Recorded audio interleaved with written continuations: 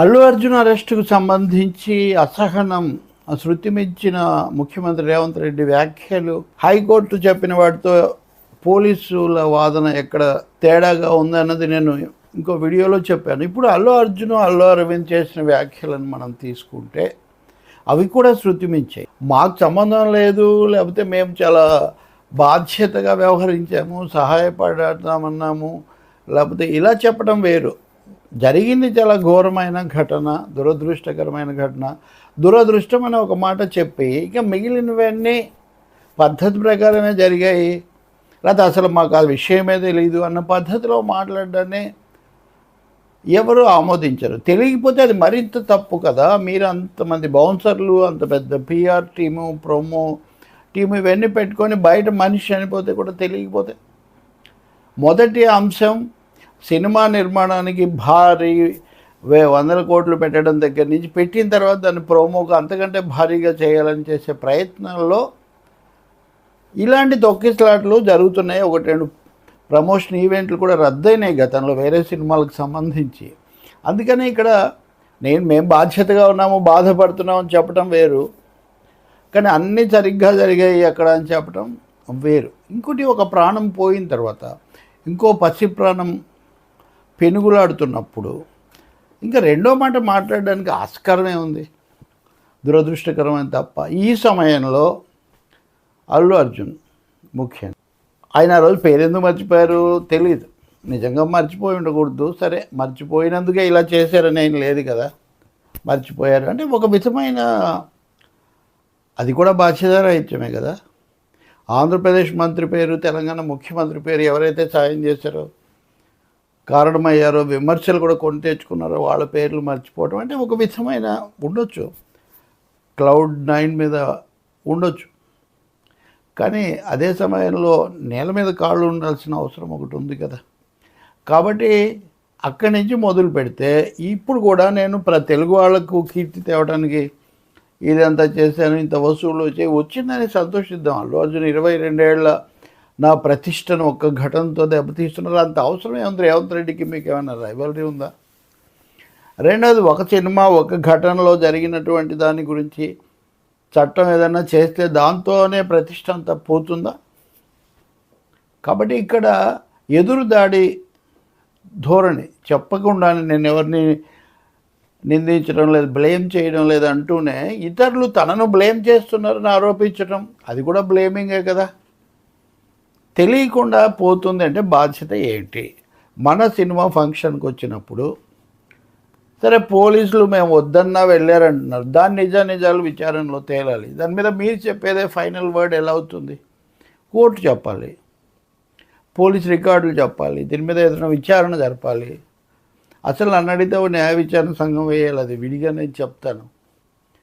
కాబట్టి ఇక్కడ తనను నా తప్పు లేదు, నేను బాధపడుతున్నాను, నేను వాళ్ళతో ఉంటాను, వాళ్ళతో నిలబడతానని చెప్పడం వరకు మంచిది, అది సరైన వైఖరి. కానీ అసలు అది తెలీదు, నేను చేయి ఊపలేదని ఖండించడం లేదు, ముఖ్యమంత్రి చెప్పిందని బలపరుస్తున్నారు, అంటే ఆమోదిస్తున్నారు. కానీ అది వాళ్ళు చెప్తే నేను చేశానంటానంటే ఆ ఘటన జరిగిన తర్వాత కూడా మీరు క్రౌడ్ మేనేజ్మెంట్ అన్నదానికి పోలీసులు అవస్థపడుతున్నారు.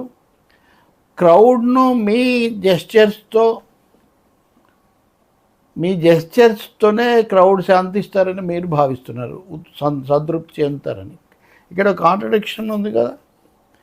ఒక క్రౌడ్ అన్మేనేజబుల్గా ఉన్నప్పుడు ఏది ఎలాంటి పర్యవసానాలకు దారితీస్తుంది.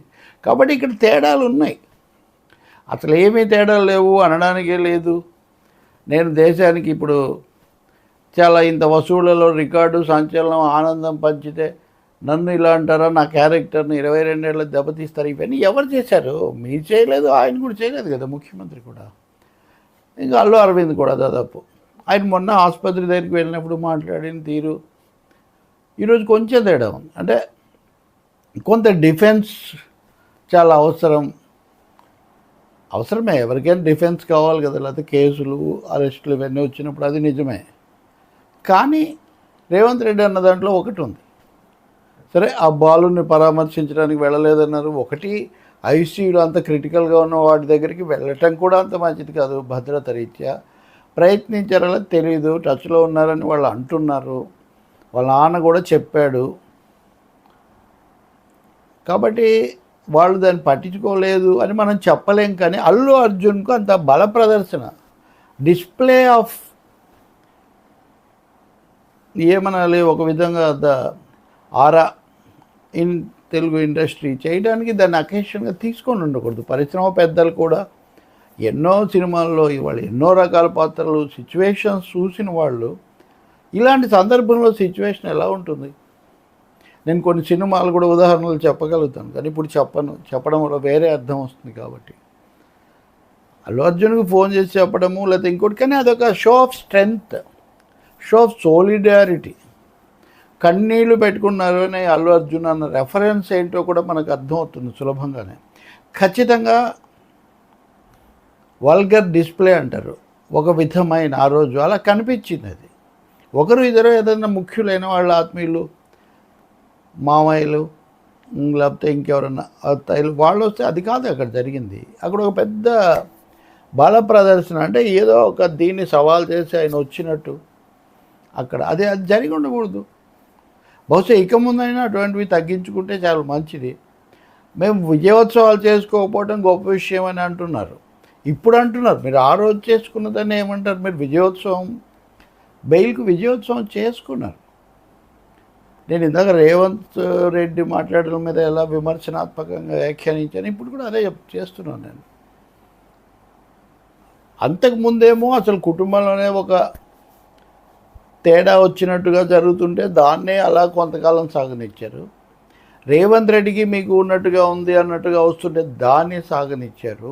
ఇప్పుడు వచ్చి దాదాపు ఆరోపణే చేస్తున్నారు. ఇంకా అభాండమే కదా, నా ప్రతిష్ట దెబ్బతీయడానికి ఇదంతా చేస్తున్నారు. రేవంత్ రెడ్డి అని పేరు మీరు అనకపోవచ్చు, పోనీ ఎవరి మీద చేస్తున్నారు మీరు? ముఖ్యమంత్రి దగ్గర సరైన సమాచారం లేదేమో, ఉండదు అని అల్లు అరవింద్ మాత్రం అన్నారు. కాబట్టి ఈరోజు అల్లు అర్జున్ మాట్లాడిన దాంట్లో మటుకు సంయమనం, సమతుల్యత లోపించాయని చెప్పాలి. అల్లు అరవింద్ కూడా వాళ్ళు బాధితుల్లాగా మాట్లాడుతున్నారు. ఈ ఘటనలో వాళ్ళు బాధితులు కాదు. ఈ ఘటనలో వాళ్ళు బాధితులకు బాధ కలగడానికి, అది కూడా మామూలు బాధ కాదు, ప్రాణాలు పోయే బాధ కలగడానికి పరోక్షంగానో తెలియకుండానో కారకులయ్యారు అనేది కనిపిస్తుంది ఎవరికైనా. కానీ కోర్టు కూడా, పోలీసులు కూడా అందుకే కదా చేశారు. కాబట్టి ఇంకొంచెం వాస్తవికంగా ఉండాలి తప్ప, నేను దేశానికి ఇప్పుడు ఏ ఒలింపిక్స్లోనే ఇంకో చోట మెడల్స్ తీసుకొస్తే ఇచ్చేసారు అన్నట్టుగా విక్టిమ్ లాగా, టార్గెట్ లాగా మాట్లాడటం, పరోక్షంగా ముఖ్యమంత్రిని టార్గెట్ చేయటం, అనడం లేదు అంటూనే. ఇంకోటి ఏమో ప్రశ్నలకు ఏమో జవాబులు చెప్పట్లేదు. మా న్యాయ నిపుణులు చెప్పొద్దు అన్నారు. ఇవి న్యాయ నిపుణులు చెప్పారా?